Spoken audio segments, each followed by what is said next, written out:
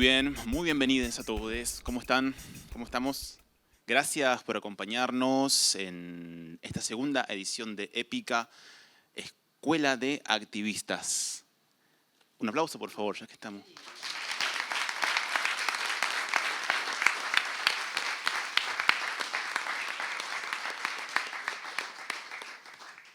Vamos a seguir aplaudiendo porque nos acompañan hoy San Espiga, Julia Amoré, Ofelia Fernández, Luis Yupanqui,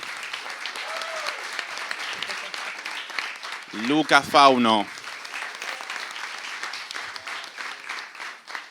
Agradecemos también a Dani, la compañera de La Garganta, que no pudo llegar porque hubo un anegamiento en la zona de Villa del Pino donde estaba trabajando y no se pudo acercar. Sabemos que están difíciles las condiciones climáticas en los últimos días. Muy bien, esto es Épica, Escuela de Activistas.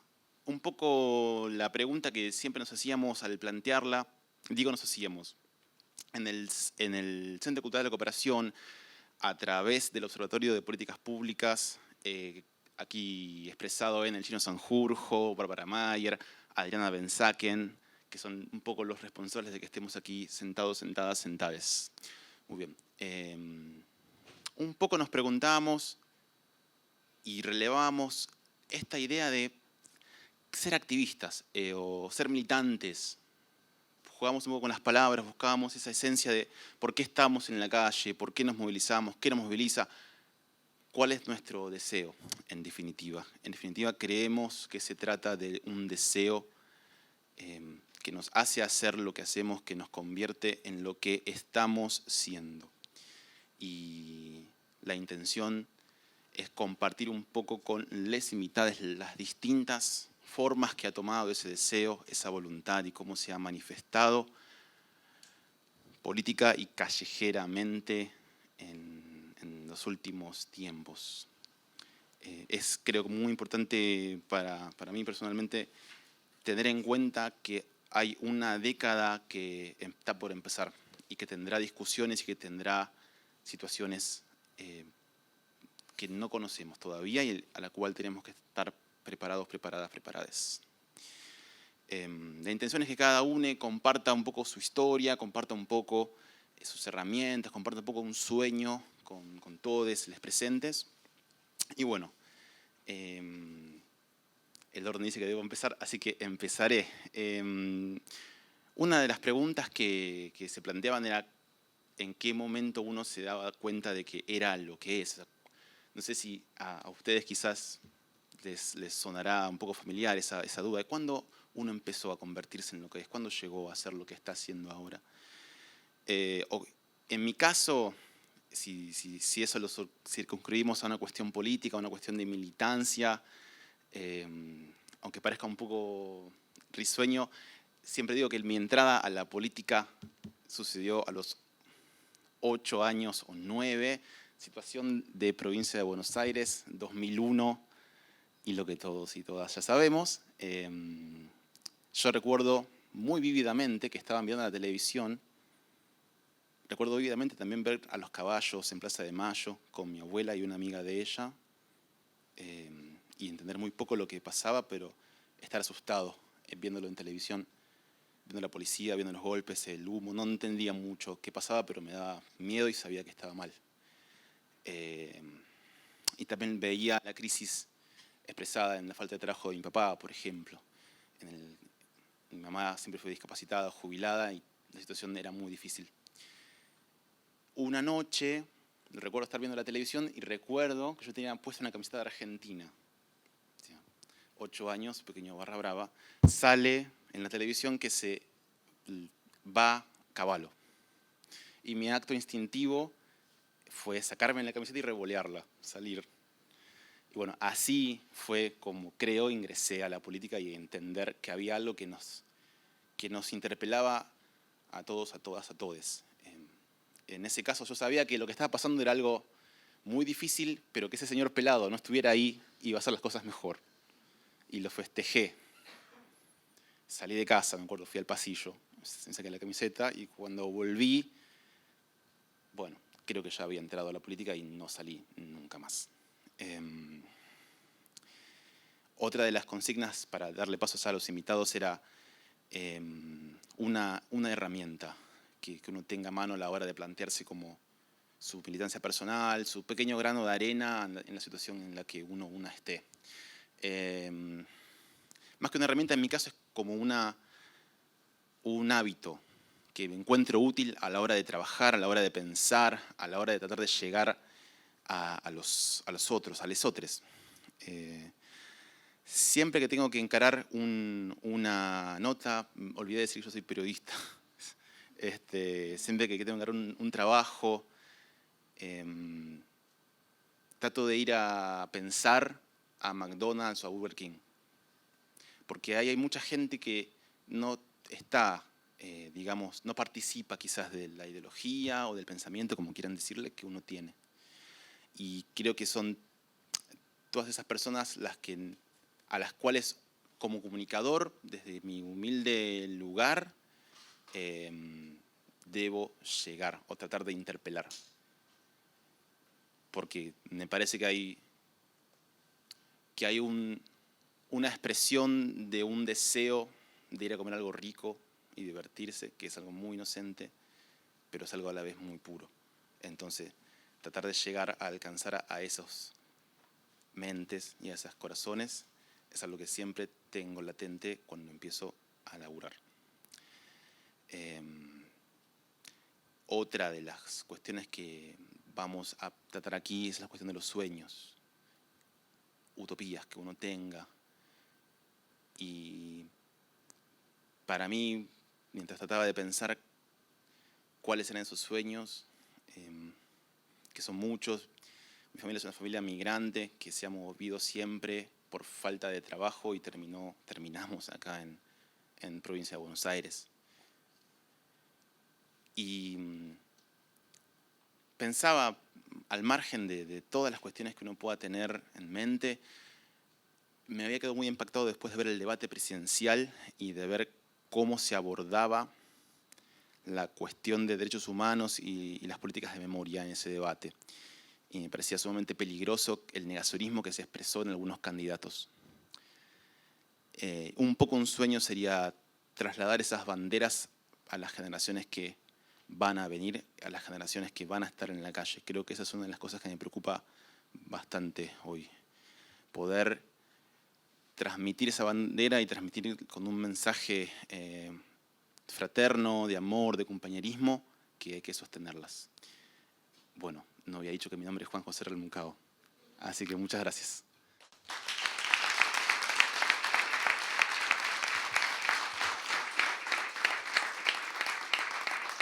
Y damos paso a San Espiga. Buenas, ¿cómo va? Me llamo San Espiga y creo que lo primero que corresponde hacer, dado que tengo el privilegio de ser, hombre blanco, cis, y además creo que soy el más viejo de este panel, así que es como un bajón todo, ¿no? Si fuera un debate presidencial yo vendría a ser expert, creo, ¿no? Tremendo.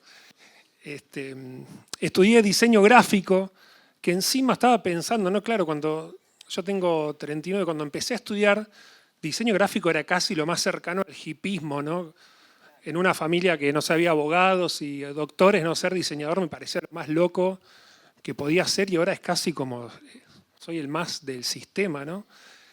Acá trabajando con la gente amiga del Centro de la Cooperación, me decían que era el Durán Barba del Partido Solidario, ¿no? Tremendo. Pero bueno... ¿Cuántas comparaciones que sí. Pero no, me considero una persona del bien. Primero muy agradecido, también un poco ayudé a darle vida, por lo menos desde lo gráfico y visual, a este ambicioso y hermoso proyecto de Escuela de Activistas, así que estoy muy contento de estar acá, muy emocionado, que sea real esto, ¿no? Creo que me define la docencia, soy profesor, me tocó ser profesor en la UBA mucho tiempo, es lo que amo hacer, en cárceles, en villas, en lugares marginales y no tanto como este. Y tengo un amigo que dice que los mejores lugares para enseñar y aprender son donde no hay nada y donde hay todo, ¿sí? Creo que este es uno de los lugares donde tenemos todo, ¿no? Y hasta calefacción tenemos, está zarpada este aula, ¿no? Este espacio. Y por eso me parece que es interesante, porque tenemos todo y tenemos toda la atención puesta acá, todo el corazón y demás. Y también, por supuesto, es más interesante aún hacerlo en los lugares donde no hay nada, ¿sí? Donde pareciera no haber nada, como en aquellas clases que compartimos con el chino en la cárcel, que fueron increíbles, ¿no? Experiencias. Por contar una sola, me tocó en el 2001, estaba pensando, me tocó estudiar, ¿no? Estudiar en la UBA. Yo venía a estudiar en un aula, ¿no? Supuestamente, yo soy del interior de Viedma, un paisano, llegaba a la UBA, primer clase pública, ¿sí? Clase en el Congreso. Íbamos con el dibujo, las palomas cagaban arriba de nuestros dibujos, ¿sí? Había paros, ¿sí? Mi primer clase fue una clase pública, una experiencia que nunca había atravesado, ya que mi secundario había sido como de clase media tranca. La segunda clase fue una marcha gigante que fuimos todos a 9 de julio. Yo veía a mis profesores, que todavía no los conocía, pero ya los veía marchar al lado mío. Ahí hice mis primeros grafitis, y yo también trabajo mucho en la calle, en las aulas y en las calles es donde más cómodo me siento. Y bueno, ahí hice mis primeros grafitis, ¿sí? Que fueron, de hecho me acuerdo unos que eran en el rectorado, ¿no? El rectorado de la UBA, ahí trepado, haciéndome el loco, haciendo ahí unos grafitis en contra del recorte presupuestario. Y bueno, claramente no fue mi primer mural, pero fueron las primeras veces que sentí muchas ganas de decir algo, ¿sí? Que me sentí interpelado por una situación que me excedía, que a la vez me incluía y que tenía que estar de ese lado, ¿sí? De la defensa de la educación pública y gratuita, que es la que defiendo hasta el día de hoy. Y aunque ahora me toca estar en el rol más de no ser el profe que va ahí medio, chicos, bájense y no hagan esas pavadas, ¿no? Como me toca estar un poco más de ese lado, pero bueno, no abandonar nunca esa lucha me marcó. Otra experiencia linda, quizá en clave de herramienta, hoy estuve editando un videíto. Bueno, yo soy de la Patagonia, ya lo dije. Todos los años vamos al Alto de Bariloche. Sí, Bariloche tiene un lado que nadie conoce, o que muy pocos conocemos, que es el lado pobre, ¿no? El Alto de Bariloche es tremendo, y no saben el frío, la desolación que hay en esos barrios donde por semana se quema una casa en invierno porque son construcciones muy precarias, la gente tiene que hacer fuego para calentarse. Bueno, ahí hace un tiempo empezamos con un proyecto de un taller de cine comunitario, en el que, mejor dicho, ya existía, o sea, yo me sumé a un taller, fui a ver cómo era un taller de cine comunitario, y no me voy a olvidar nunca. Rafa ahora es mi gran amigo, es un maestro de ahí. Y claro, uno acá acostumbrado quizá a la dinámica de la ciudad, de hablar, de ser como muy, a veces, no sé, muy apabullador con las palabras. Me acuerdo que Rafa no decía nada y el primer día de clase los pibes, claro, eran pibes de barrio que sus fechorías, sus travesuras eran incendiar un bosque o romper un toscazo, robar. Digo, eran pibes como heavy metal, la situación era heavy metal y la primera clase fue un desastre. O sea, para mí, que estaba acostumbrado como una cuestión más académica y tal, yo veía todo lo que sucedía, nadie nos daba pelota, los pibes estaban en la suya. Segunda clase, volvemos, de repente se van todos, vuelven, se han ido a comprar birra y así transcurrían las clases y yo no entendía cómo íbamos a hacer un corto, ¿no? Esta aventura transcurría con que los pibes y las pibas teníamos que hacer una película, ¿sí? En 4 o 5 días, ¿no? Pero bueno, todo se fue. Digo, lo que aprendí ahí fue la escucha, ¿sí? Más que el hacer, que si bien nos encanta esto de hacer, me gusta la frase se hace, se aprende, porque considero que es la mejor forma de aprender algo, que es haciéndolo. De ese encuentro me quedo con la escucha, con el silencio, con dejar que los pibes y las pibas hablen. Hicimos un hermoso video, después seguimos yendo todos los años. Y algo que pasó, que fue una gran desgracia, fue que había un pibe entre todos esos que se llamaba Rafa Nahuel, uno de los pibes del taller. Y en el año 2017 nos enteramos por los medios que lo habían matado en una represión, que había habido ahí un corte de ruta, y bueno, lo cagaron matando un tiro, un gendarme, la famosa, todavía no está el juicio, pero bueno, sí lo mataron, y bueno, obviamente que había que volver, que había que estar con sus amigos, ¿sí? Había que contener, ya hacer una película pasó a un quinto plano, o sea, había que estar con esos pibes a los que le habían matado un amigo. Piensen ahora si les matan un amigo, ¿sí? Tremenda situación. Y bueno, escuchando de nuevo en ese nuevo taller, fue una de las experiencias más fuertes, porque bueno, estábamos ahí, ni siquiera estaba la familia, porque justo había un juicio, estaba todo como muy delicado, pero conseguimos hacer el taller con los amigos de él. Eso fue muy importante.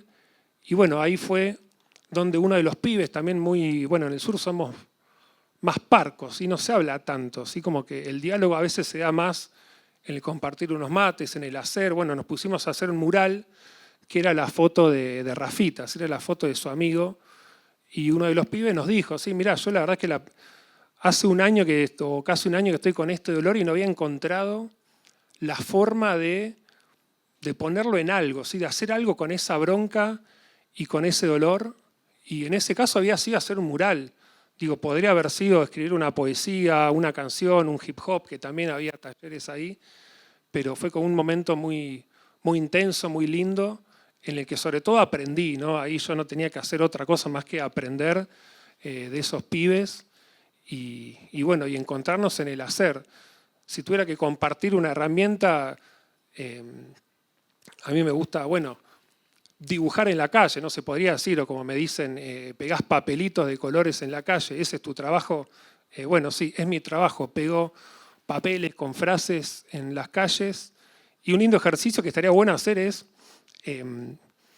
primero, invitarles a pensar, esto puede ser medio sonso, pero es pensar qué harían si no necesitaran plata para vivir, ¿sí? Si es un ejercicio de imaginación, si de repente no necesitáramos guita, ¿sí? Que suele ser como una excusa bastante, no, tengo que hacer esto porque nos da guita y tengo que pagar el alquiler, que sí, que es verdad que los pibes, bueno.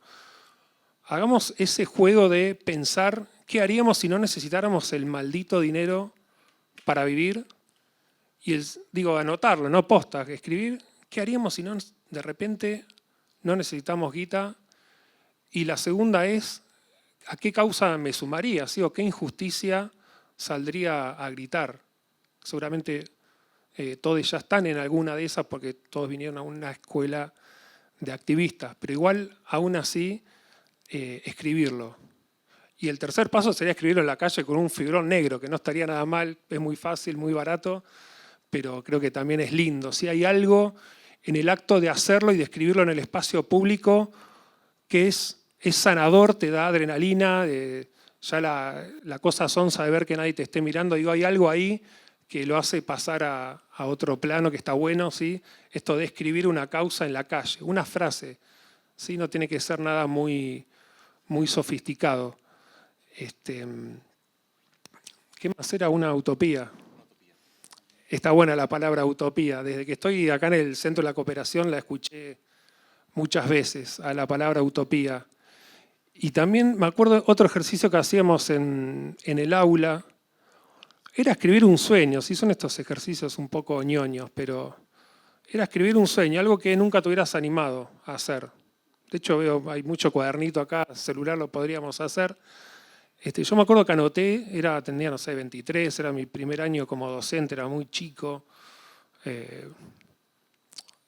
Creo que había anotado algo tipo, mi sueño era recorrer Latinoamérica en una combi dando clases con amigues. Seguramente habría puesto con amigos en esa época. Muy hippie, ¿no? Lo de la combi. Pero me acuerdo que lo escribí. Y es un poco lo que me está pasando ahora. Digo, no sé, los amigos van cambiando, pero tengo la suerte de viajar, que me inviten a compartir.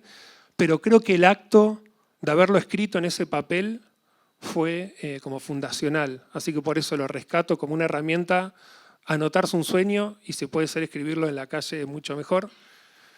Y una utopía es, también está relacionada con eso, porque por ahí yo diría que es bueno, cambiar el mundo a través de la educación. Esa es mi utopía, ¿no? Crear espacios donde podamos enseñar y aprender con amor y en libertad. Esa es mi utopía. Y a la vez se está cumpliendo, ¿sí? Es algo que está sucediendo y bueno, que está buenísimo. Así que bueno, gracias de nuevo por este espacio.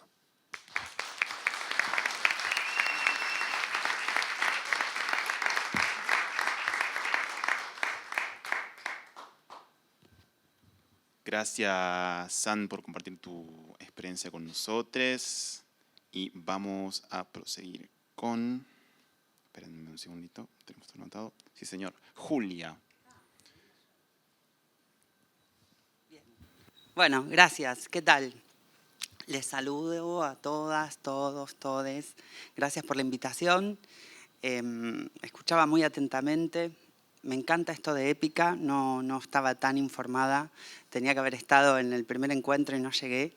Así que celebro poder estar hoy acá con ustedes y con este panel maravilloso de tanta gente que quiero y admiro. Me anoté un par de cosas, me hice machetes porque no creo que seas vos el mayor, pero no vamos a entrar en esos detalles. Parece que de esas cosas no vamos a hablar. No, yo soy de Piscis. De eso hablábamos, ¿no? Bueno, hay como tres puntos, tres consignas que tienen que ver con mi historia, las herramientas y el sueño y la utopía, ¿no? Hablar de esas tres cosas. Es raro porque uno piensa, ¿qué voy a decir acá de interesante? ¿No? Y la lucha con el ego de una misma, de uno mismo. Seguramente todos, todas quienes estamos acá tenemos cosas interesantes para compartir. Y hablar de la historia de uno, parece que no voy a decir ninguna genialidad, voy a contar que soy una mujer transgénero, que me asumí como trans desde muy temprana edad. Ya eso me parece que me insertó casi de manera inconsciente en un mundo de militancia y en un hecho político trascendente para mi vida y para la vida de un montón de gente, seguramente la gente más cercana a mí. No me acuerdo muy bien a qué edad sucedió todo esto, pero sí sé que fue un hecho de transformación para mí maravilloso.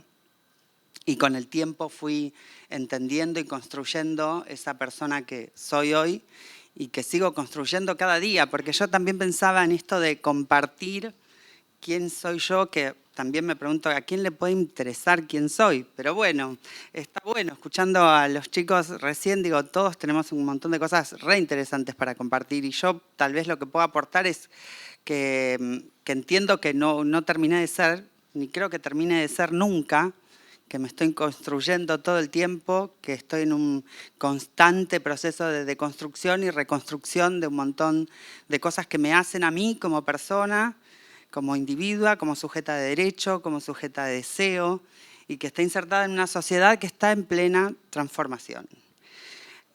Básicamente me parece que ese es el espíritu de lo que puedo llegar a compartirles hoy en esta charla, que tiene que ver con la transformación, con el poder maravilloso que tiene la transformación, que nada es cerrado ni estanco, que todo se va modificando y transformando con el tiempo.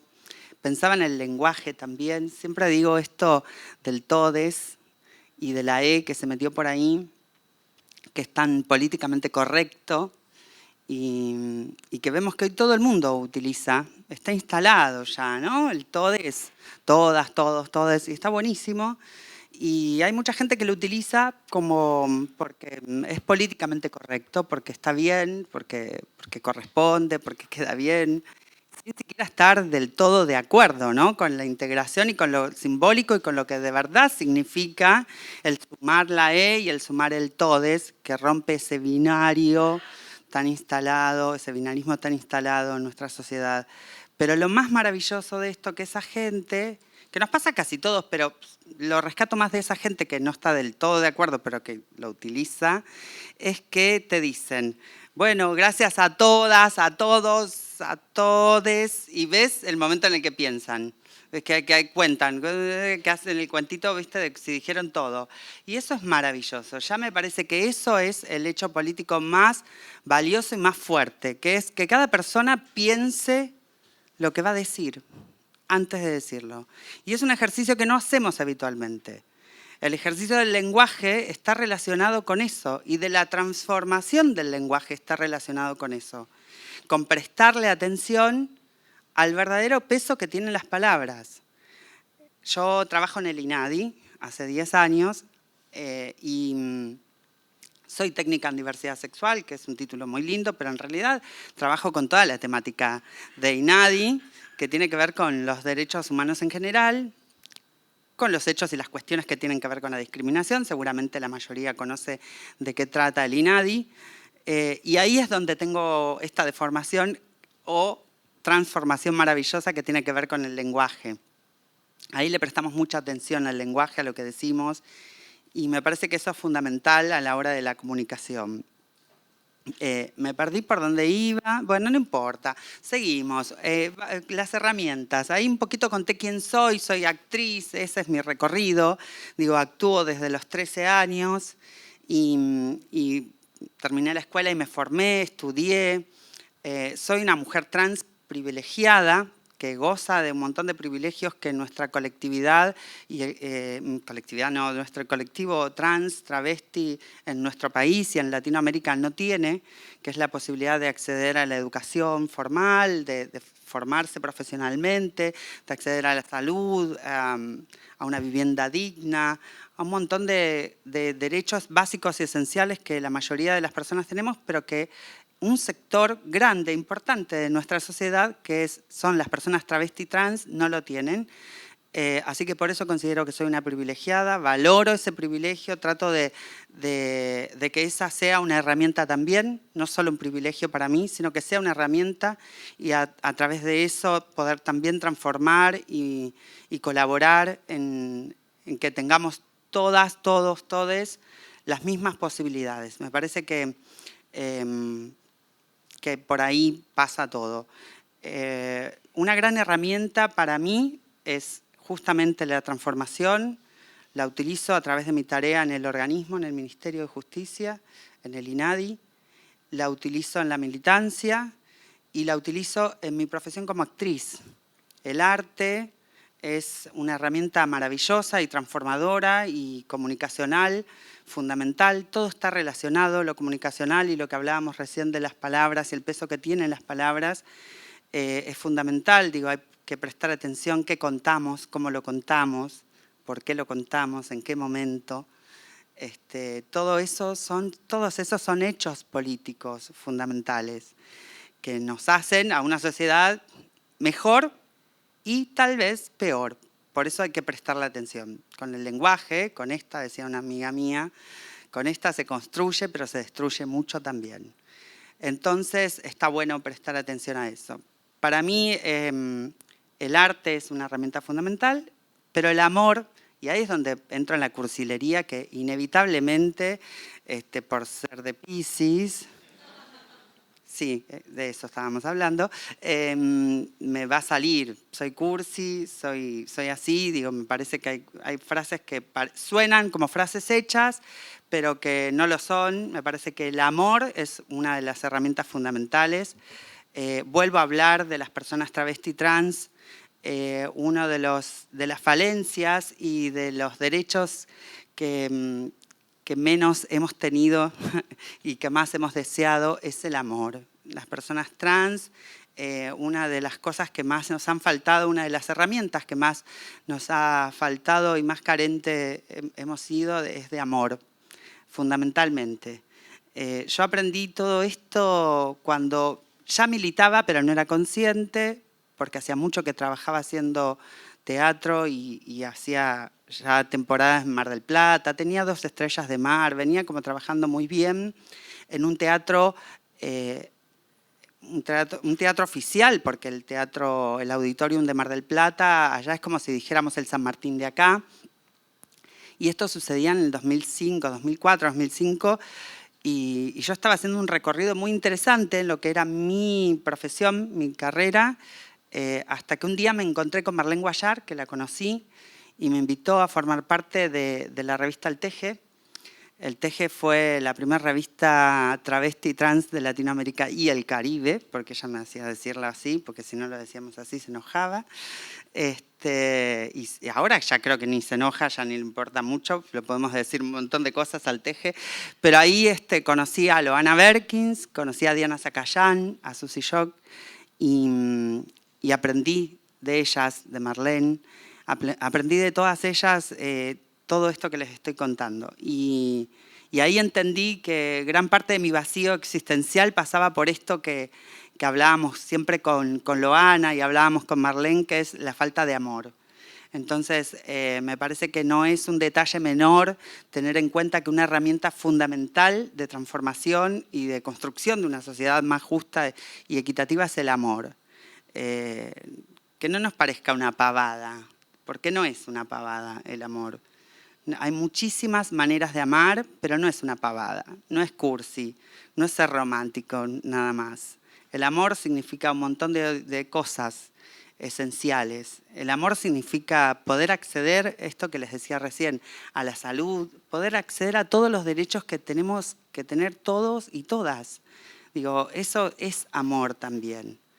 Y por ahí pienso en un sueño.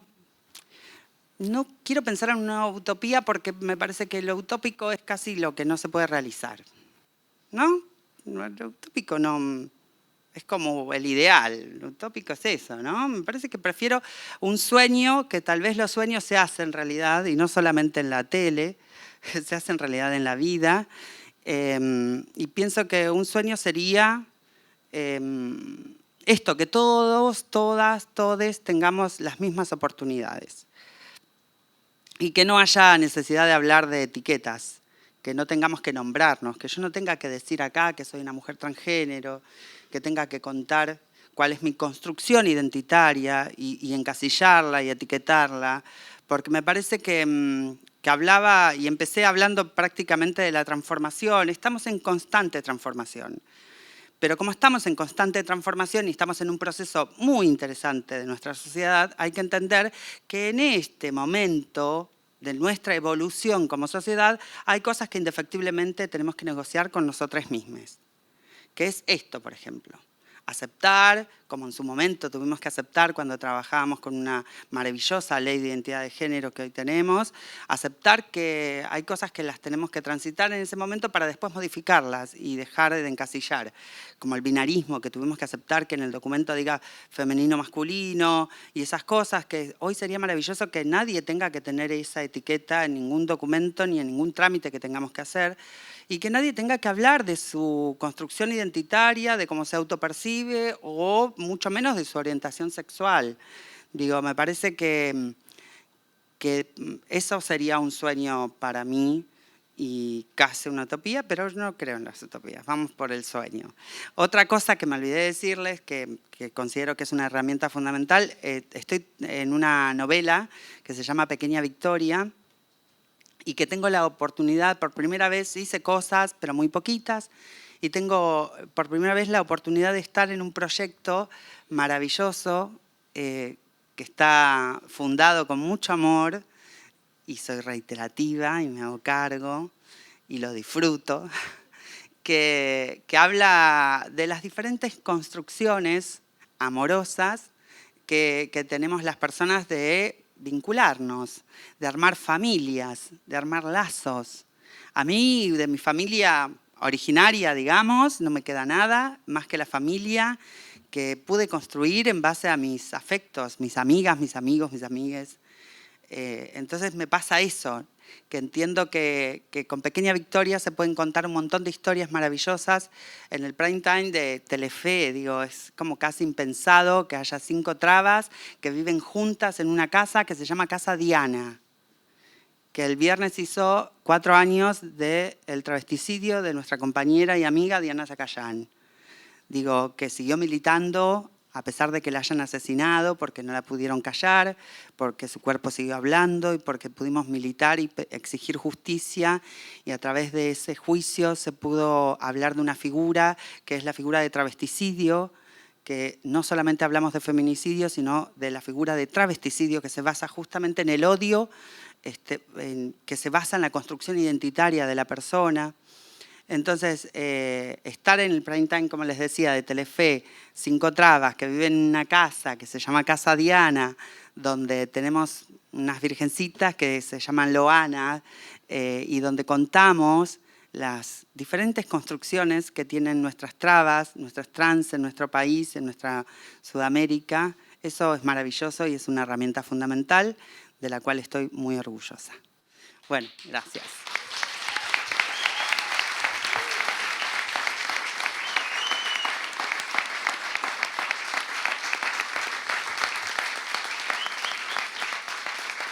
Muchas gracias, Julia Amore. No quería olvidar de mencionar a las instituciones que nos están acompañando esta tarde. La Universidad Nacional General Sarmiento, UNITV, la Fundación Germán Abdala, la Ciudad de Resistencia, Cultura de Red, Casa de la Pampa, Casa de la Juventud Pampeana, la carrera de Comunicación de la UBA, en la Cultural también de la UBA y FEDUBA. Agradecemos a todos ellos. Y continuamos con Lucas Fauno. Bravo, bravo, bravo.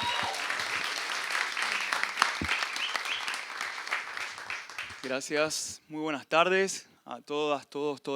Gracias por estar acá. A ver, cuando me llegó la invitación, gracias, todo lo que es Capricornio y tiempos, pensaba, ¿no? ¿Qué es pensarse en una escuela de activistas? Y lo primero que les voy a compartir es cómo devine yo activista. Soy un eterno accidente. Me enteré de eso cuando mi papá me dijo, nos enteramos de vos a las 4 semanas. Me dijo, inabortable. Devine en periodista también cuando en una entrevista me dicen, ¿y cuánto haces? ¿Sos periodista? Le digo, no, yo no soy periodista porque no había estudiado. Y me explicaron que, pero tenés un programa de radio, te escribís acá. Ah, bien. Y lo mismo me sucedió con el activismo. Llegué al activismo por puto y por bichoso. No soy gay. No tengo la cantidad de muelas necesarias para ser gay, ni me baño las veces necesarias. No soy tan funcional al sistema, ni vengo a entretener a tu novia. Así que yo soy una marica, soy un puto, soy la abyección de eso que a vos tanto te gustaría que sea lo correcto. Y mi encuentro con el VIH positivo, que no es tan accidental, sino es que más bien es un recorrido que obedece a la falta de diálogo. Porque ¿quién se va a cuidar del VIH cuando el VIH ni siquiera es nombrado? El Estado nunca va a estar ausente, el Estado va a estar siempre presente en su falta de políticas. Entonces, yo me pregunto, ¿cómo llego yo a una situación VIH positiva en mi serología? Y si nadie tenía VIH, si no se denunciaba, si lo último que se ha hablado de VIH acá es sin triqui triqui no hay bang bang. Que quien lo recuerde es una mamarrachada que ni siquiera entendía, era de qué hay que cuidarse. ¿Pero qué? ¿Hace ese ruido coger? ¿Hace ese ruido el bicho cuando entra? ¿De qué me cuido? Bueno, ahí está el Estado ausente, en su completa presencia eterna, en nuestras faltas de ESI y demás. Yo devengo activista, devengo periodista, también en una comodidad muy de gay, de blanco, de ABC1. ¿Por qué? Porque yo también militaba mientras había un kirchnerismo, mientras había una Cristina que se llevaba a las senadoras para que se vote a favor del matrimonio igualitario. Yo estaba en un gobierno donde Kirchner, Néstor, luchó para que haya un matrimonio igualitario, porque desde el año 1990 las personas LGBT+, estamos exigiendo este matrimonio igualitario. No por lobbies y todas esas bostas marketineras tan durán-barbísticas, sino por una cuestión de que vos se te moría el compa y cuando estabas velándolo volvías y ya tenías una cerradura distinta. Eso es matrimonio igualitario, eso es lo que conseguimos con un Néstor, con una Cristina, porque desde el año 1990 que se estaba luchando por eso. Entonces me pregunto, ¿qué somos como activistas? Sí, somos el eterno enojo, porque todo activismo nace de un enojo, nace de estar completamente furioso, nace de la injusticia. Ahí yo me entiendo activista, abandonado por un Estado, ninguneado, silenciado, no encontrando pares. Ahí me encuentro como activista. Me encuentro como activista, ¿saben cuándo? También cuando desde aquel lado vienen y me dicen valiente. Y es como, ¿para qué necesitas que yo sea valiente? ¿Para no hacerte cargo de mi lucha? A mí no me alcanza con tu like, con tu compartir, con tu nada. Si no vas a estar conmigo en la calle, si no vas a votar conmigo, no me sirve. No me sirve que me digas valiente si después en la urna vos votas. Hasta el año 2015 yo era un activista de la visibilización, era un activista del hablemos de esto. Bueno, desde ese momento yo me convertí en alguien que exige una medicación. Yo en este momento estoy con una situación de salud bastante frágil porque debí dejar mi medicación, retomar. Bueno, ¿saben una cosa? Hasta enero yo no me puedo medir en los hospitales públicos cómo está mi virus. ¿Por qué? Por los faltantes. Capaz ustedes se acuerdan, no sé bien, hubo una época en la que Argentina hasta tuvo un ministerio de salud. Un locazo. Un locazo. Entonces, ser activista también es recordar que en las urnas se vota un debate político, se vota una charla. Yo no estoy votando a Alberto, yo estoy votando un proyecto de país, un espacio donde yo voy a estar en desacuerdo con un montón de cosas, porque voy a discutirlo todo. Cristina Style. Entonces, tiene que ver con que lo que estamos votando es eso. Lo que estamos votando como activistas es ir a no consensuar, es ir a enojarnos, en ir a decir, no estoy de acuerdo con esto, pero son esos los espacios que vamos a generar. El activismo también es entendernos, es comprendernos. Y hay algo que quizás se piensa del activismo que es que el activismo es la queja.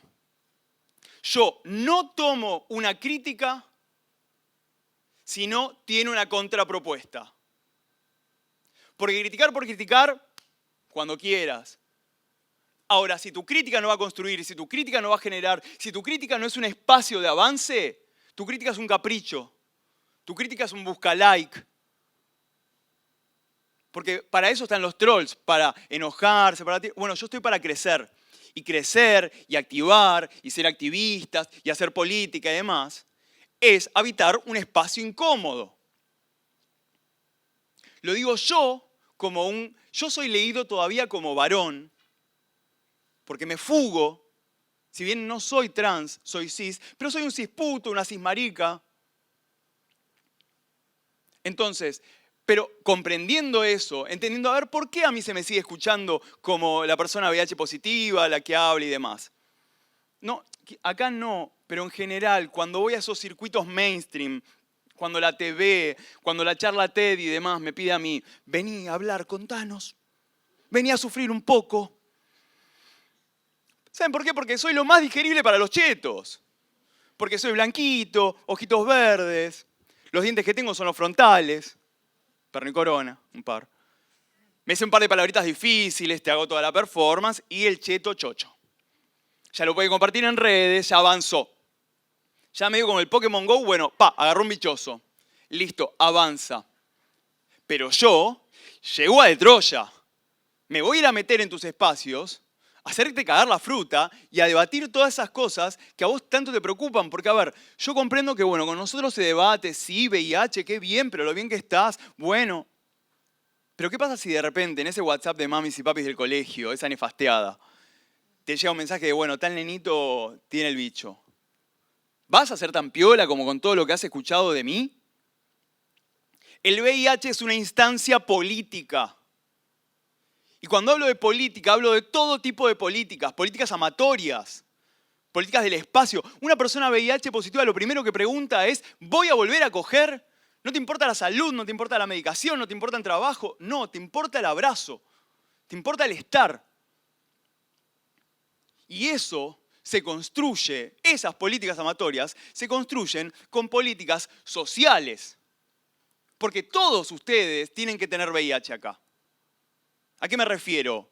No a sus cuerpos, sino a su día a día, a saber de qué estoy hablando, a saber que si tu compa tiene el bicho, cómo manejarte vos. No tengo por qué pedagogizarte, te voy a compartir toda mi información, todo lo que sea necesario, sin duda.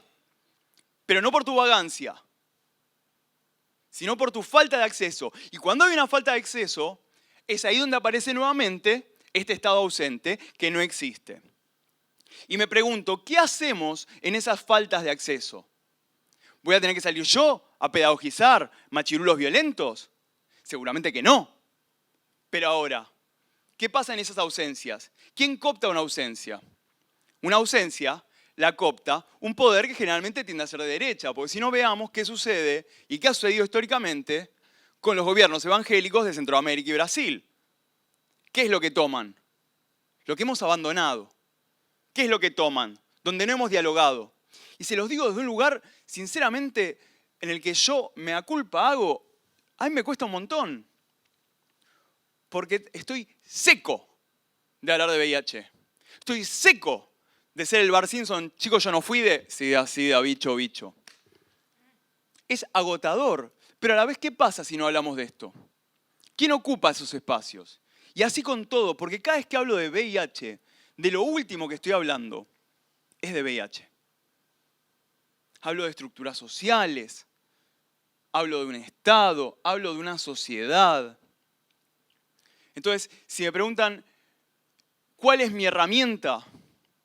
Mi herramienta sin duda es el enojo, es la frustración, es la bronca, porque así nace el activismo. Pero ese es el punto gestáltico, de ahí se nace. Si te vas a mantener como un eterno denunciante, ¿saben lo que somos? El meme de los Spider-Man. Ña, ña, vos. Nos retroalimentamos, nos comemos la cola. Mientras afuera nos fagocita un poder político que va más allá de nosotras, de nosotros, de nosotres, incluso más allá de Argentina. Porque también nos pasa esto, estamos desde el año 2015, que lo que estamos haciendo es luchando contra una situación Cambiemos. Y eso nos hace perder. ¿Qué pasa en el mundo? Nos pensamos que la frontera imaginaria esa que delimita Argentina es la única que nos dialoga. ¿Cuándo levantaste un poquito más la mirada más allá de tus privilegios? Privilegios geopolíticos, sociales, de salud y demás. Y me lo digo a mí, que no tengo una yuta idea de lo que vive una persona con diversidad funcional, por ejemplo. De que no tengo una yuta idea de un montón de instancias. Entonces, para empezar a cerrar, si me preguntan un sueño, no tengo sueños. Porque cada vez duermo menos. Porque me levanto con bruxismo, porque tengo pesadillas, porque vivo con estrés. Casi no duermo, entonces no entiendo muy bien qué podría soñar yo. Y además, en serio, ¿sueños? Como si salir a la calle y levantar la mirada no te llena de un montón de cosas para hacer. Como si escuchar a los compas no te llena de un montón. Agarra un cuaderno y escuchá a tus compas. Antes de empezar a soñar, quizás invito a escuchar.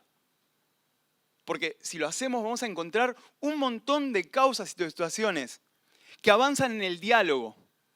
Porque todos no podemos. Porque tampoco necesitamos ni valientes, ni héroes, ni mártires. Las maricas, las LGBT y demás, tenemos encima más velorios que cumpleaños. Y estoy harta. Porque las maricas, las trabas, las compas, las amigas, no se nos mueren como si fuese algo que se fue en el viento, como si fuese un accidente natural.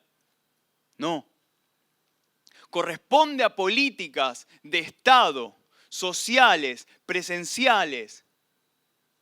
Entonces, no necesitamos más héroes, necesitamos escucharnos y dejar, ¿saben de qué?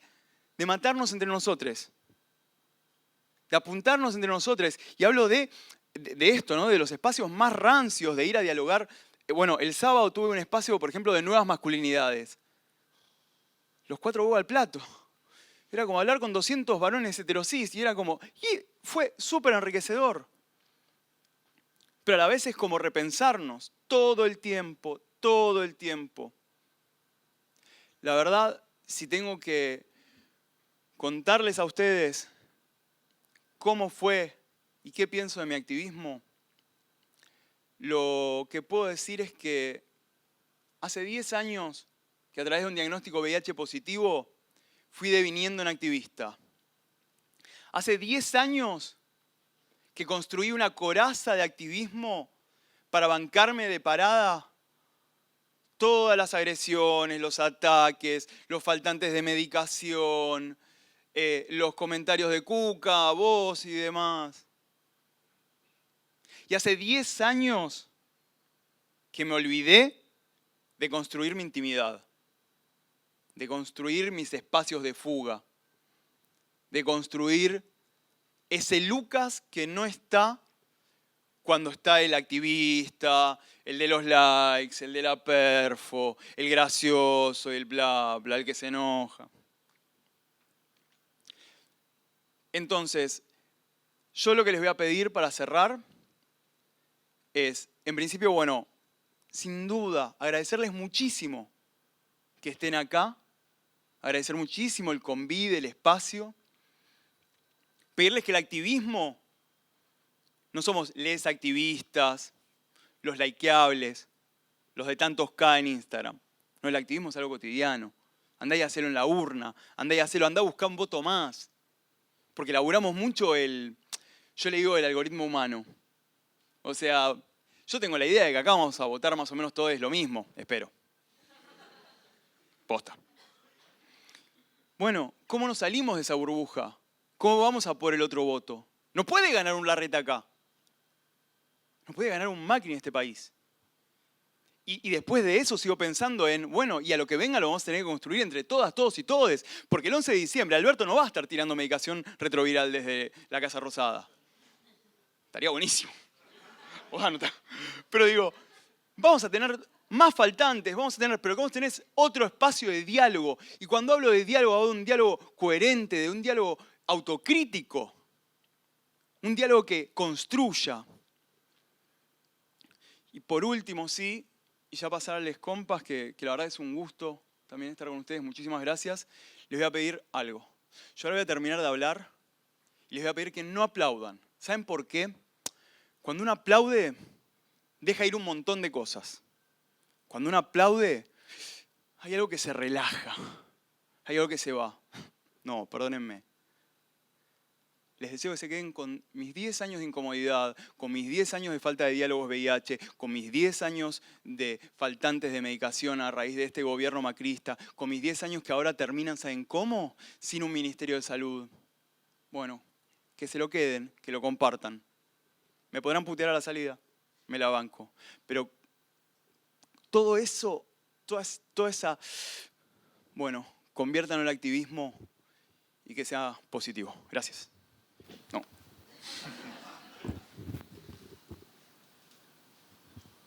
Gracias, Lucas. Vamos con Luis. Hola. ¿Se me escucha bien? Sí. Bueno, yo vine a incomodar a todos también. Primero quiero agradecer a Fauno, o sea, yo estoy refanger porque lo amo un montón y no puedo creer que esté acá con él. Pero primero, bueno, soy Luis Yupanqui, tengo 20 años, soy activista afro, soy activista LGBT. Mis necesidades y mis urgencias basan en lo que concierne el colectivo afroargentino y afrodescendiente, obviamente también el colectivo LGBTQ. Pero bueno, lo primero, ¿quién soy? Mi activismo empezó desde ningún lado bueno. O sea, una de las frases que ya dijo Fauno es: ningún activismo nace del amor. Yo creo que ninguna persona va a empezar a ser activista desde un lado de ay, sí, voy a salvar el mundo. Creo que empieza desde la peor parte de nosotros, desde el rechazo, desde, en mi caso, el negro del aula, el puto del aula. Y una vez que uno empieza a entender estos conceptos y empieza a entender que no es un problema personal, sino que es algo estructural que sale de tus manos, ya las cosas cambian. Ya no estamos hablando de, ok, es un problema personal, es un problema de autoestima, sino que estamos hablando de, te están oprimiendo. Ok. Una de las cosas que me ayudó a entenderlo también es a demonizar un poco el tema del enemigo, ¿no? Como que el activista siempre es el que lucha, el que va en contra del sistema opresor, del patriarcado, que es el hombre blanco heterosis. La verdad que no. Yo cuando empecé con el activismo lo primero que me di cuenta es que las sociedades más racistas fueron las que supuestamente me acompañaban. El colectivo LGBTQ de Capital fue muy racista conmigo. El movimiento feminista fue muy racista con mis compañeras. Entonces, empezar a entender y a borrar esta raya del enemigo, el patriarcado y todos estos temas, sino que viene de cosas mucho más, ¿no? Como es algo estructural, obviamente está metido en el chip de tu mamá, de tu papá, de tus amigues, de tu entorno. Eso me ayudó a entender mucho también que mi activismo no iba solamente por el enemigo, sino que hay un montón de cosas por hacer desde abajo y se va, obviamente, también de raíz. Otra de las herramientas que me ayudó a entender ya desde el lado del activismo cuando empecé a empoderarme fue como entender que al no hacer algo desde el amor, es muy difícil hacerlo desde la paciencia y desde el amor. Yo por suerte tengo, dentro de todo, una paciencia a la hora de explicar las cosas, pero no todos tienen esa paciencia. Creo que la gente se está olvidando de que estamos hablando de opresiones y no estamos hablando de, ay, me gusta tu buzo o no me gusta tu buzo. Mientras yo tengo paciencia, me oprimen. Mientras la gente piensa que es algo personal, me oprimen. Mientras la gente no se cuestiona sus privilegios, me oprimen. Estamos, los afroargentinos y los afrodescendientes, en un contexto en el que no nos reconocen ni política ni socialmente. Eso quiere decir que en los censos se tiene un mal consideramiento de lo que es la cultura afrodescendiente, la cultura afroargentina, la cantidad de personas que hay. Se tiene un borrón histórico, o sea, no se sabe nada de la cultura afrodescendiente. Lo particular de este movimiento es que nuestra historia fue borrada. No tenemos referentes para agarrar un libro y leer, no tenemos ese libro que nos enseñan en el colegio. Entonces, construir desde nosotros y desde lo poco que tenemos es política también. Salir a la calle en un país en donde piensan que no existís es política también. Entonces, meterse en la política no es dar un paso adelante, sino que cuando tu existencia es política, las cosas cambian. Una de las cosas que me ayudó también como herramienta del activismo es, bueno, entendiendo que cada vez que alguien te habla te oprime, ¿qué hago? Porque yo no puedo ir a putear a todo el mundo, políticamente no me conviene, en una sociedad en la que piensan que Argentina es blanca, cuando en realidad Argentina es todo menos blanca. Creo que cualquier persona que salió de Buenos Aires lo entiende, y más si fue al norte. Argentina y menos en la capital, o sea, creo que es la capital, un poco el conurbano y listo, todo lo demás es afro, todo lo demás es originario. Entender ya que Argentina no es un país blanco te ayuda en un montón de cosas porque da una diversidad étnica impresionante. Entender que nuestra historia también se basó en todos los pueblos originarios, todo lo precolombino, toda la colonización que hizo el amado Cristóbal Colón, que todos habrán escuchado. Este tipo nos destruyó la vida, nos destruyó la historia, nos borró de la existencia supuestamente, nos borró todo lo que teníamos. Entonces nuestro activismo tiene que nacer desde la ira, tiene que nacer desde lo peor de nosotros, o sea, me borró todo. Y lo peor, nos extranjerizan, nos sexualizan, nos exotizan, nos oprimen. Los movimientos de resistencia donde supuestamente tenemos que estar nosotros nos oprimen también. Entonces, el reconocimiento social y político es súper importante. El reconocimiento de la parte afroargentina, de la parte indígena, de la parte originaria es súper clave para la Argentina porque eso no solo empodera un montón de cosas, sino que saca un montón de mierda debajo de la alfombra. Saca toda la opresión que se vivió en la historia, saca todos los próceres de la Argentina, Sarmiento, Mitre, Roca. Toda esta gente se dedicó a destruir a la cultura, se dedicó a civilizar a las personas. Entonces, entender que Argentina es un país racista estructuralmente, entender que todas las políticas que tiene tienen que ser cuestionadas, entender para quiénes son esas políticas, hace que podamos hablar de antirracismo.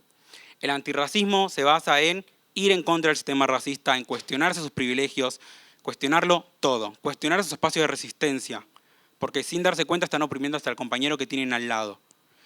Algo que me ayudó mucho a cuestionarme todo es entender que siempre va a haber alguien que está en una situación estructuralmente peor que yo. Siempre va a haber alguien que no tenga el acceso que yo tengo. Yo tengo la suerte de estar acá parado con todos estos compañeros que son activistas también. La mayoría son blanques. No veo compañeros afro. Por suerte tuve el honor de ver a mi compañera la vez anterior y bueno, hubo un inconveniente que saltó una racista sin darse cuenta, obvio, y empezó a decir que nuestro deber era educarla. Mi deber no es educar a nadie.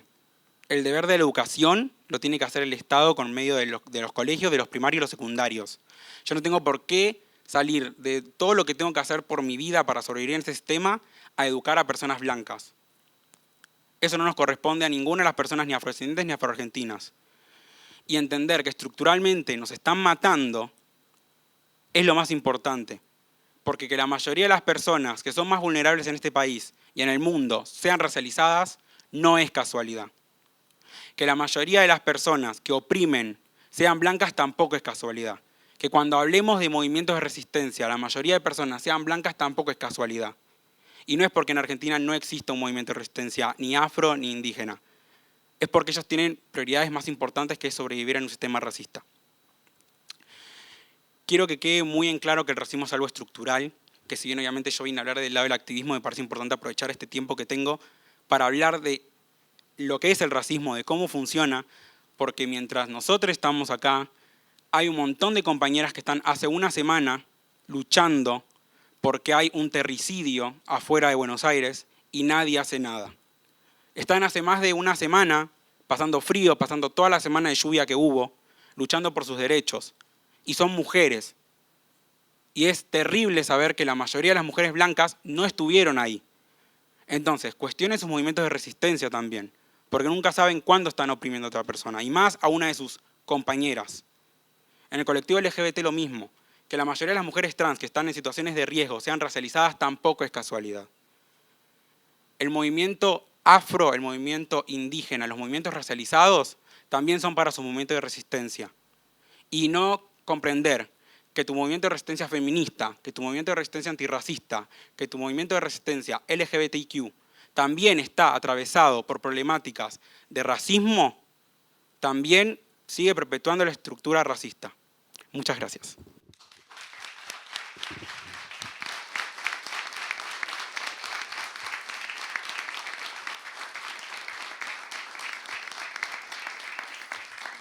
Gracias, Luis, muchas gracias. Pasamos con Ofelia Fernández.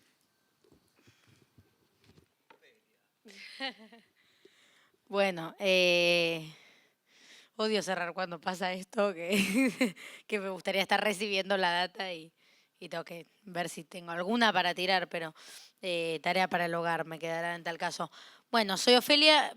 La parte autobiográfica siempre es muy complicada, ¿no? La compañera lo dijo, bueno, está esta cosa de no saber qué destacar, desde qué lugar y cómo cuidar, ¿no?, esa información.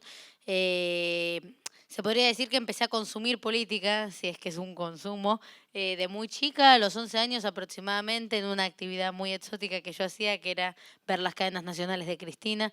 Eso que para buena parte de nuestra sociedad era una imposición, un autoritarismo, para mí era una formación, era un acercamiento. Yo tenía, bueno, eso, tenía 11 años, apareció de casualidad, en realidad estaba viendo una novela que tenía pésimos valores, pésimos principios, así que hasta me ha salvado de seguir viendo Patito Feo, que era un horror. Y bueno, y para mí la idea de que la presidenta me esté hablando, ¿no?, en el living era muy fuerte y tenía que escucharla y tenía que absorberla. Desde ahí, bueno, me hice una cuca muy de manual en esos momentos, era muy meme, era una réplica de memes cotidianos, me peleaba, en el 2011 me peleé mucho con mis profesores de la primaria, porque uno iba a votar a Wiener, para mí era una barbaridad, apostaba con los papás de mis amigas que ganaba Cristina, lo cual no sé cómo yo lo veía ellos, no, 54 puntos, ¿no? Pero... y puedo seguir nombrando esas partes que son como graciosas, anecdóticas, pero para mí también muy especiales porque son como, bueno, desde la ingenuidad también se construye una perspectiva un poco más limpia de algunas cosas.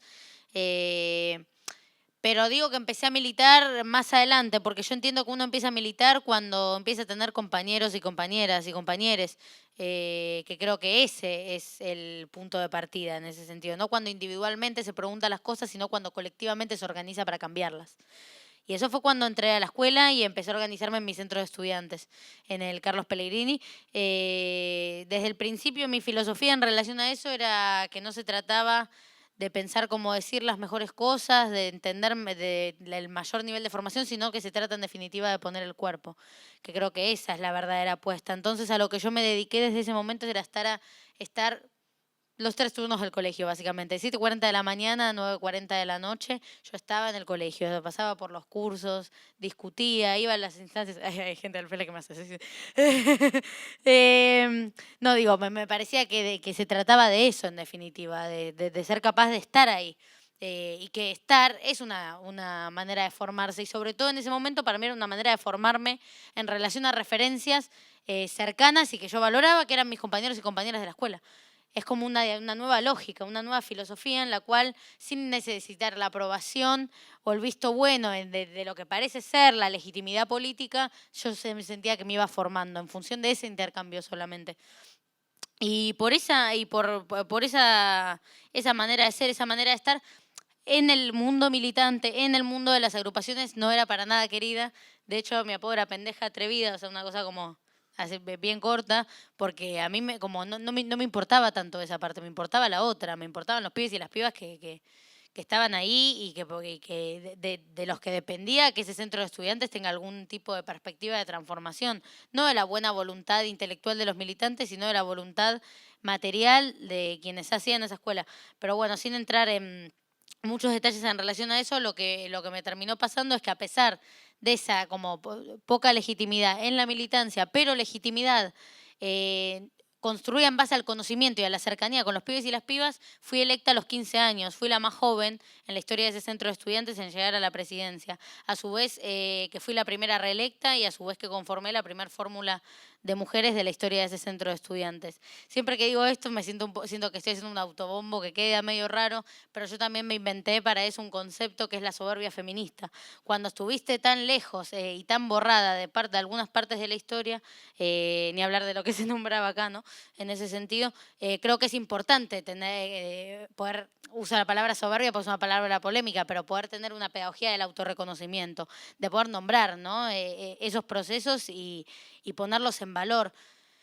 Y esos 2 años de presidencia fueron humanamente terribles. A mí me violentaron, me ningunearon y me maltrataron mis propios compañeros de manera sistemática y permanente. Yo lloraba una vez por semana en el patio de mi escuela por las cosas que me decían, porque me decían que no servía para nada, me boludeaban, se reían mientras hablaba. Todo esto los militantes principalmente. Lo cual era como un poco terrible, y a mi compañera de fórmula, Vicky, que le mando un beso, también le pasaba lo mismo. Y al mismo tiempo, en este mismo ejercicio de la soberbia feminista, fuimos el primer colegio en redactar un protocolo contra la violencia de género que después lo llevé a los encuentros, ahora plurinacionales y disidentes, por más de que la comisión organizadora no lo estaría asumiendo por el momento. Y en esos encuentros se lo pasé a compañeras de todo el país para que lo lleven a sus propias escuelas. Digo, cosas que fueron importantes. Fuimos el primer colegio, de hecho, en viajar al encuentro como tal, de no depender de que esos pibes y pibas vayan de acuerdo a que pertenezcan a tal o cual estructura partidaria, sino que el centro de estudiantes participe como tal. El primer colegio en desarrollar una toma y un conflicto contra la violencia de género, particularmente porque un regente había golpeado a alumnas y un preceptor había acosado a otras. Digo, cosas que pasaron justamente porque pudimos formular otras representaciones que tenían otras prioridades y otra agenda. En definitiva, el maltrato y el ninguneo nunca es en términos individuales, nunca es un empecinamiento personal, es un miedo y una expresión de lo que se puede transformar a partir de esas representaciones. No era una cosa de que me odiaban a mí, Ofelia, sino que lo que pasa es que ellos eran incapaces de representar una agenda que con Vicky pudimos llevar adelante. Con Vicky, digo, la fuerza de ese centro de estudiantes, pero que pudimos poner en el orden de las prioridades de lo que significaba conducirlo. Y hoy me pasa básicamente lo mismo. Que bueno, eso viene después, ¿no? Pero no creo que la gente se enoje tanto con mi candidatura por una cosa personal conmigo, sino porque sabe que la entrada, la irrupción de nuevos sujetos y nuevas sujetas a los lugares de decisiones pueden traer otras decisiones. El miedo es a esas otras decisiones, no a las personas.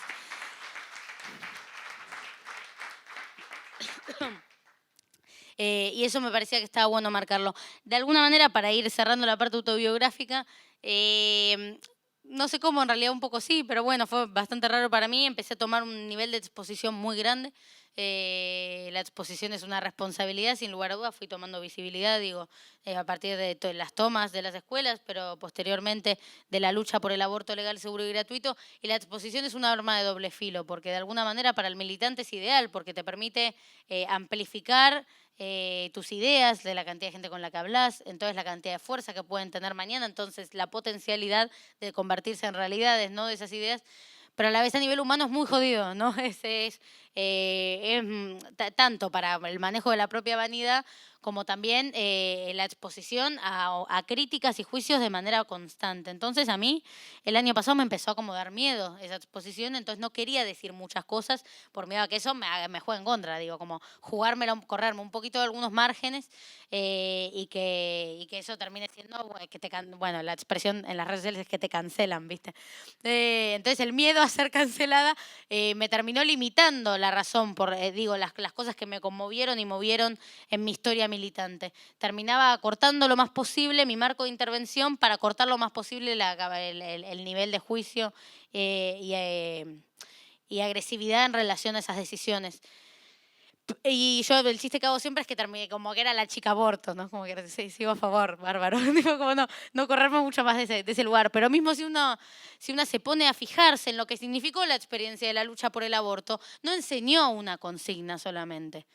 Ser la chica aborto no es ser la chica del pañuelo verde, es ser un montón de cosas, porque la lucha por el aborto de alguna manera, no soy igual la chica aborto, pero digo, la lucha por el aborto de alguna manera no enseñó solamente lo que esa consigna significa. Porque sí, sin dudas nos enseñó a poder pensar cómo, cuándo y sí queremos ser madres, pero también en ese sentido puso sobre la mesa los mandatos de género en general, puso sobre la mesa un sistema de violencias en general y en particular.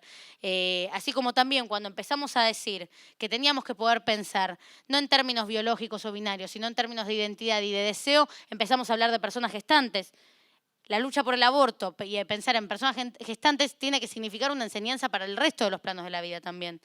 Así como también la lucha por el aborto, y en relación con, y vinculado a lo que decía antes, nos enseñó que el varón cis, pedante, no era la única forma de representación política y de liderazgo, que había una cosa que de la que justo no podían hablar, de la que íbamos a tener que hablar nosotras, y en esa búsqueda nos dimos cuenta que podíamos tener voz propia para todo lo demás.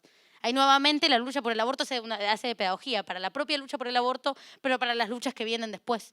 Así como también la lucha por el aborto nos enseñó que tenemos que pensar en planos relativamente integrales, que si pensamos en educación, no podemos no pensar en educación sexual integral.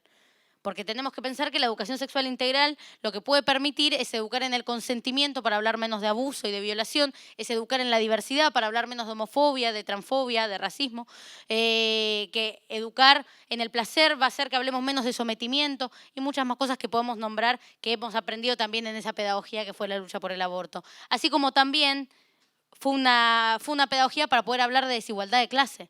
Porque cuando hablamos de que la clandestinidad solo mata a las que no tienen recursos, hablamos justamente de eso. Entonces yo estaba hasta siendo infiel a la lucha por el aborto, limitándome a ciertas cosas. Creo que la lucha por el aborto no nos enseñó solamente que merecíamos ese derecho, nos enseñó a desarrollar y ejercer nuestra vida política de forma integral, plena y protagónica.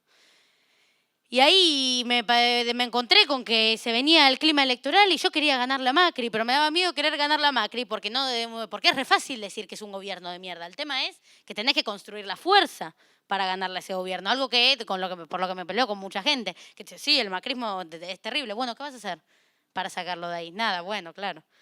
Yo quería hacer algo, yo quería construir la fuerza que se necesitaba para sacarlos de la Rosada, sacarlos de la ciudad, y para eso iba a tener que apostar. Iba a tener que poner en juego esa comodidad de ser la influencer del aborto para pasar a ser una militante política o una dirigente política que apueste y ponga en juego su capital político en un proyecto con otros y con otras. Porque es así. Y yo estoy segura de que sin tensión y sin contradicción, como también nombraba, no se mueve la historia. Creo que nos movemos en función de la incomodidad. Que sin contradicción no hay transformación posible. Que si nos quedamos en la mezquindad política y en el purismo ideológico podemos tener el mejor programa de todos, pero no cambiarle la vida absolutamente a nadie. Y yo no milito para irme a dormir tranquila, milito para cambiarle la vida a la gente. Y lo que estaba haciendo no se parecía en nada.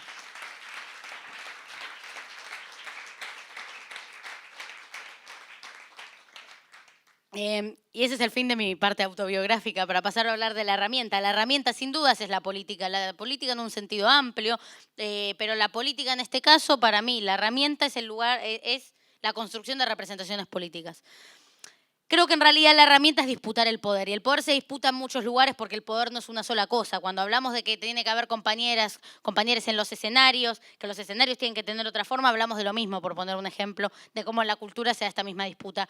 Entender la disputa del poder me llevó a pensar que mi lugar de disputa era la política institucional, pero hay muchos planos de esa disputa del poder, pero voy particularmente a ese, a lo que yo pretendí o en el momento que... Porque mi decisión difícil en ese sentido fue el pensar, bueno, voy a ser parte de lo que hoy es el Frente de Todos, Todas y Todos, en ese momento decíamos el Frente Patriótico, pero tomo esta decisión de juntarme acá y de discutir desde este lugar e intervenir con esta referencia, ¿no? Y la candidatura llegó después, la candidatura llegó en realidad pensando, algo con lo que fui muy insistente, entonces capaz me lo han escuchado decir, que es esto de que hay que poder formular representaciones políticas en primera persona, que conozcan lo que trabajen, que no lo hablen desde afuera. Y yo en esa búsqueda lo pensaba en relación a la juventud y al movimiento feminista, en poder pensar representaciones políticas que no pretendan representarse ni a sí mismas solamente, ni a su espacio político solamente, ni a su electorado solamente, sino a un sector. Que sean capaces de garantizar que los sectores que se movilizan a las puertas de esos congresos, de esos parlamentos, haya alguien que no les dé la espalda. Y eso también hay que tener la humildad de saber que yo no soy lo único que falta. De hecho, siempre yo lo que pienso es que soy lo fácil de digerir ahí dentro de todo. Pues fui al Pellegrini, soy de clase media, soy blanca, tengo muchas condiciones que me hacen ser. No, tampoco voy a decir que algo que era obvio, evidente, pues no venía pasando y seguramente voy a ser la legisladora más joven de la historia latinoamericana, pero por alguna razón entro yo, que tengo followers y cosas, y no un montón de otras representaciones políticas que están costando mucho más, pero que sin embargo han entrado en nuestra fuerza política, como mis compañeros Nati, Saracho, Fede, Fagioli, que son de los barrios populares, pero para mí hay que pensar esas representaciones políticas no solo en clave de conocer la problemática, sino de organizarla, porque para mí se tiene que pensar en clave de organización, de que sean parte de procesos colectivos que le permitan no venderse cuando cruces esa puerta, de tener compañeros y compañeras, que si vos te corres 1 milímetro de su expectativa o la construcción que llevaron adelante, te van a estar tirando piedras, porque para mí de eso se trata. Y entonces hay que poder formular representaciones políticas que, a diferencia de cómo pasa hoy, la gente habla desde la pobreza, desde la riqueza, habla del problema de la vivienda desde los countries. Es como una cosa que para mí existe la posibilidad de que comprendas esas realidades incluso sin vivirlas, pero creo que la mejor garantía es que la gente que se organiza y pone el cuerpo todos los días contra eso, vaya y escriba esa otra manera de enfrentarlas. De eso estoy completamente convencida y creo que mi búsqueda personal relativamente en ese campo tiene que ver con eso, con pensar que tiene que haber representaciones políticas en primera persona, que tiene que terminarse esa distinción tan terrible que es la de la gran política y la política del militante. Porque para mí la gran política es de la persona que más se mueve, como decía al principio, el que está todo el día poniendo el cuerpo, de sol a sol, no llevando de la boca para afuera las transformaciones que desea, sino poniéndoles el cuerpo. Entonces me parece muy injusto que la gente, porque sabemos que en muchos partidos es esta la dinámica, va y levanta la mano una vez por semana, es la gran política, y quien está desviviéndose por una realidad diferente es la política pequeña, no es política en definitiva. La política puede ser otra cosa y creo que esa es, en definitiva, bueno, para mí la herramienta es la política, no en sí misma, sino la posibilidad de poner esa herramienta al servicio de los movimientos populares y las tradiciones militantes que signan a nuestro pueblo argentino y latinoamericano. Creo que si no creo que si no podemos ganarle a un gobierno, pero no a su sentido común, que creo que ese puede ser el peligro, ¿no? Esta gente no vino sola, en un objetivo de primer orden del macrismo y las derechas neoliberales latinoamericanas es inhabilitar el debate político, es desarticular a esos movimientos populares. Entonces tenemos que ponerlos en primera plana. Es una contraposición muy literal, porque podemos el 10 de diciembre, estoy muy entusiasmada al respecto, pasar a una nueva etapa, a un nuevo gobierno en la Argentina, pero no sé si vamos a ver enterrado en ese sentido la cultura individualista y egoísta que define a los modelos neoliberales. Eso es un desafío de largo aliento.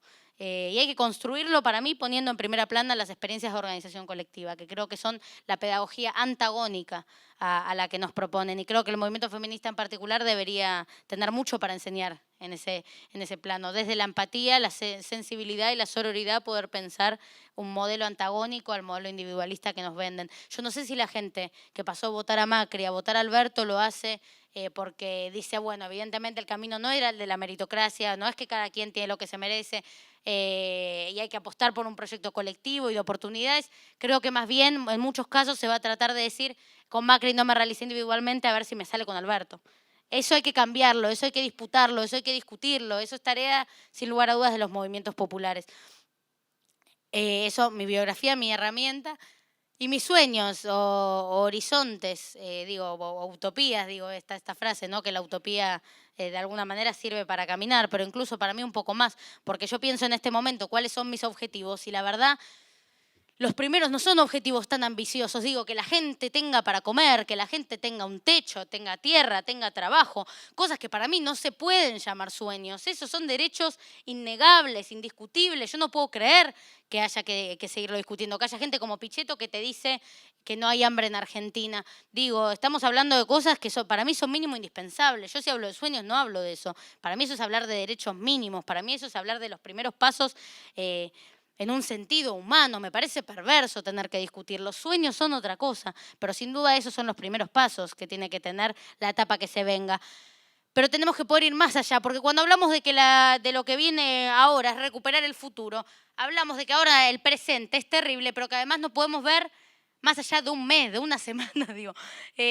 Hablamos de recuperar el futuro para poder desarrollar y recuperar los pisos de dignidad de nuestra patria, pero además ir más allá, ser capaces de redoblar la apuesta. Sabemos que en la Argentina de Macri no hay lugar para los movimientos, no hay lugar tampoco para estos derechos mínimos indispensables. Entonces, en la etapa que se viene, tiene que haber lugar para estos derechos, pero tiene que haber lugar también para nuestros movimientos. No tenemos que estar anestesiados, no tenemos que estar domesticados, tenemos que estar para redoblar la apuesta. Y principalmente la juventud creo que tiene que hacer eso. El movimiento feminista también, el movimiento feminista para mí va a ser opositor porque nos siguen matando, porque nos siguen violando, porque nos siguen vendiendo redes de trata y un montón de otras cosas que nos demandan pensar que tenemos que tener una filosofía de confrontación permanentemente, pero hay que poder entender cuándo la confrontación es en un contexto de anulación del debate político y cuándo ese debate político es bienvenido y es una disputa, ¿no? Pero sin entrar en muchos detalles, pensar en sueños me parece que tiene que ser entender que nuestra historia siempre tuvo sus imposibles. Y acá se nombraron muchas cosas. En esta Argentina era imposible pensar que las mujeres votemos, pero sin embargo, con organización política y también teniendo la suerte de que en estas tierras vivió la capitana Eva Perón, las mujeres hoy podemos votar. En esta Argentina era imposible pensar en una ley de matrimonio igualitario, pero con organización y voluntad política se hizo posible y se hizo realidad. Era imposible pensar en una ley de identidad de género, pero con organización y voluntad política también se hizo realidad. Era imposible pensar en que los militares vayan a la cárcel y ver hasta Videla, al presidente de esa dictadura, morir en la cárcel. Pero tuvimos a las madres y abuelas para demostrarnos que con organización es posible y puede ser nuestra realidad. Entonces nos toca pensar nuestros propios imposibles, que creo que son muchísimos. Yo quiero que ni un femicidio salga en los diarios porque no hay más femicidios. Quiero que ni un femicidio, ni un travesticidio, que de hecho igual no salgan en los diarios porque no hay más travesticidios. No quiero que las muertes de frío en la calle salgan en los diarios porque nadie se muere de frío en la calle. Porque la calle no es un lugar para vivir y tampoco es un lugar para morir. Yo quiero que a estos escenarios lleguen los pibes y las pibas de los barrios populares. Quiero un montón de esas cosas y para construirlas sin dudas hay que poner el cuerpo. Creo que vale la pena en ese sentido soñar, pero soñar no en términos abstractos. Creo que en ese sentido entiendo completamente lo que decís. Yo creo que ninguna transformación se construye con esperanza, porque la esperanza es ciega, la esperanza es pensar que las cosas van a ser mejores porque sí. Tampoco creo que las transformaciones se hacen pensando siempre en por qué tenemos razón, porque no se trata de tener razón. Creo que de lo que se trata es de tener la fuerza. Y la fuerza se construye con el cuerpo, la fuerza se construye en colectivo. Entonces, creo que tenemos grandes tradiciones en nuestro pueblo que nos permiten pensar que esa fuerza existe, esa fuerza es política, esa fuerza es capaz de derrumbar mitos históricos que nos ponen límites y techos a la vida digna que nos merecemos, que es mucho más de lo que conocemos. Yo entiendo que vivimos en esta Argentina tiempos de ampliaciones de derechos muy fundamentales, pero yo no quiero ser parte de una generación nostálgica, que piense que los mejores años de su vida son los que pasaron. Los mejores años de mi vida son los que van a venir. Estoy segura porque voy a militar para eso. No porque esté escrito en ningún destino, en ninguna Biblia revolucionaria, sino porque sé que militar tiene sentido, pero si es con otros y con otras, que la historia no empieza cuando entras y que no alcanza con vos mismo, ni con vos misma. Así que creo que tengo la confianza en que eso va a ser así y creo en mis compañeros y en mis compañeras y en la gente que está acá adentro para llevarlo adelante. Creo que tenemos que ser capaces de tener una política del autorreconocimiento de nuestras construcciones, tenemos que tener una política de entender cuáles son nuestras herramientas y que tenemos que creer que nuestros sueños son posibles en esta vida, que lo imposible solo tarda un poco más. Y cerrando citando a la compañera Cristina, que hoy le ha dicho machirulo al presidente, lo cual solo me hace feliz. Ella discutía con un intelectual, David Viñas, que le refutaba tal o cual cosa de sus planteos más bien estructurales, etc. Y ella le dice, bueno, David, yo te entiendo, vos tenés la obligación de ser pesimista, sos intelectual, un poco que te dedicas a eso. Pero yo tengo la obligación de ser optimista, yo soy una militante política, si me levanto todos los días para cambiar la realidad que me rodea, tengo que pensar que lo voy a poder hacer. Si no, ¿para qué carajo me levanto? Y creo que se trata de eso, en definitiva. Así que levantémonos, que hay otro mundo posible. Y no te digo que está a la vuelta de la esquina, pero las condiciones se construyen y el futuro también.